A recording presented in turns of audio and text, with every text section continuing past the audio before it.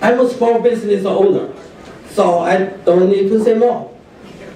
And number two, I can understand this diverse community better than anybody out there or in the running. Because I'm one of them, because I also academically trained to understand that, and also with the mediation skill, I think I will bring harmony and peace for all the diverse community, so how we can strongly unite as one. And come to here, I want to mention a little story. And this is one of the SBA administrator who happened to be Hispanic. And he told a story at the Pan Asian American Chamber of Commerce in Washington, D.C., one of the functions I was there. He told a story about his father.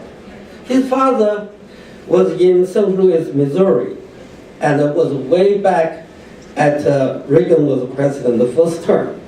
And that was very early for a Hispanic community leader, a successful businessman in the middle of St. Louis.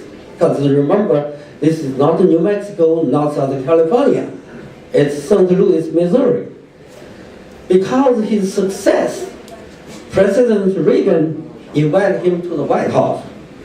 And one of the dinner to celebrate the diversity, President Reagan made the comment about how American to be such a melting pot. And this fellow raised his hand and said, Mr. President, I don't agree. The whole room, people, all sudden said, how dare he disagree with the president? And Mr. Reagan turned around and said, well, tell me what you think. He said, we shouldn't be a melting pot. Why don't we be a good pot for students? Because the melting pot, everybody lost their identity. It's all exactly the same. And you couldn't tell what is what and it doesn't taste good. But if it's a stew, the beef gets some flavor from potato, from carrot. The carrot gets some flavor from the beef. And everybody gets the benefit of the others, but nobody loses their identity. So I would say, let's be the part of stew. And President Reagan said, you're right. We should be a part of stew.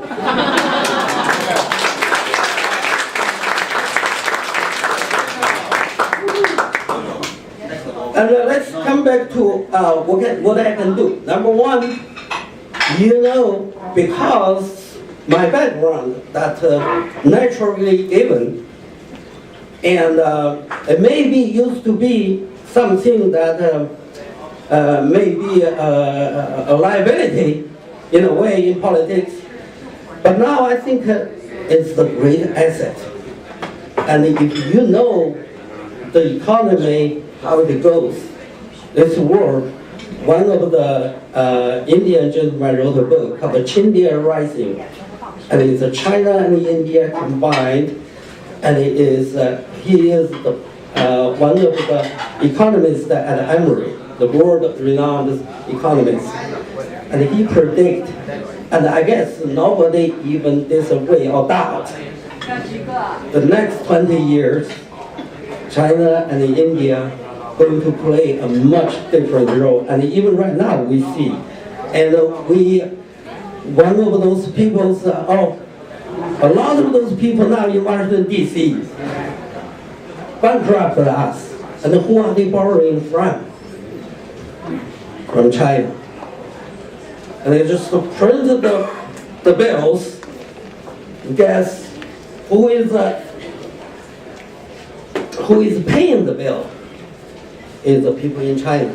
I guess in the past, this country was thinking some of the worry about the job loss, and some of the manufacturing jobs did lose to China. And I guess first to Mexico and then to China, and now actually not even China, the labor cost become so high I think it's Vietnam and Cambodia or some other places. And this is what capitalism is about. It flows. But in the process, guess what? Now China is a big buying power. They have the biggest market. And what is the biggest sector of Georgia economy? Agriculture. And who needs that more? China, Taiwan, all the Asian Pacific regions. And I will be one of the hard-working salesmen for state of Georgia. I will go to Asian Pacific, sell our agricultural products. We got the famous 5 Ps. If everybody know, peach, pecan, peanut, poultry, and pine. And we will put them all there. And instead of asking them to buy the bond and lend us money, why don't we sell the product? So we don't own them anything. And on the other hand, also, you probably already seen from the news, there's so many investment flowing back to this country, to this state, and to the country I live in Bhutan. And the new business, one after another, now open manufacturers or headquarters here in this state. And they are coming with money, with jobs. And I know some of these jobs are actually high-paying jobs. So what, we lose some shoemaking jobs. What about they coming back, return us a favor with electronic jobs? And that's what I'm going to work for and help this state. And this is the way how we fight the recession. Not by more government spending, not by keep borrowing more.